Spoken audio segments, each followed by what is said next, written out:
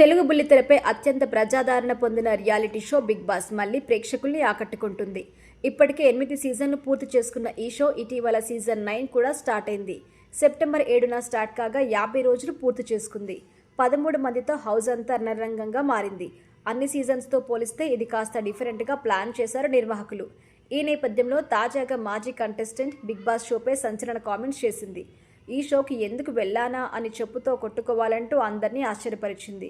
అయితే యాంకర్ విష్ణుప్రియ గురించి తెలుగు ప్రేక్షకులకి కొత్తగా పరిచయం అక్కర్లేదు. పోవే పోరా అనే షో ద్వారా ఆడియన్స్కి పరిచయమైన ఈ ముద్దుగుమ్మ మంచి పాపులారిటీ సంపాదించుకుంది. తన యాంకరింగ్ అందాలతో యూత్లో మంచి క్రేజ్ సంపాదించుకుంది.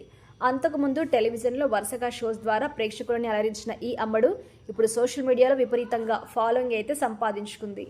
అయితే యూత్లో ఈ ముద్దుగుమ్మకి మంచి క్రేజ్ ఉంది. గతంలో అందాలు ఆరబోస్తూ గ్లామర్ ఫోటోషూట్స్తో నెట్టింట హీట్ పెంచింది. తర్వాత బిగ్ బాస్ షోలోకి కూడా ఎంట్రీ ఇచ్చి మరింత చేరువైంది.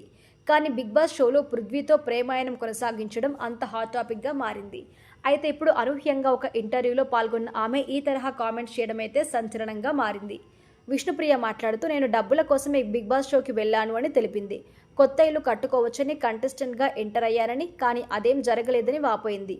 ఇప్పటికీ పాత ఇంట్లోనే ఉంటున్నాను అని, బిగ్ బాస్ హౌస్కి వెళ్ళడం అనేది తాను తీసుకున్న రాంగ్ డెసిషన్ అని కూడా వెల్లడించింది.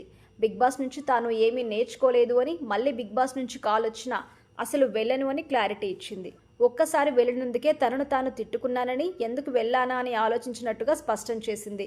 నా చెప్పుతో నన్ను నేను కొట్టుకోవాలని తిట్టుకుంటున్నాను అంటూ షాకింగ్ కామెంట్స్ చేసింది. అయితే బిగ్ బాస్ నుంచి బయటకు వచ్చినా కూడా తనను అభిమానించే వారు ఉన్నారు కాబట్టే ఇలా ఉన్నాను అని, బిగ్ బాస్ వల్ల కొందరు తిట్టారని కూడా ఓపెన్ అయింది. ప్రజెంట్ విష్ణుప్రియ చేసిన కామెంట్స్ అయితే సోషల్ మీడియాలో వైరల్ అవుతున్నాయి.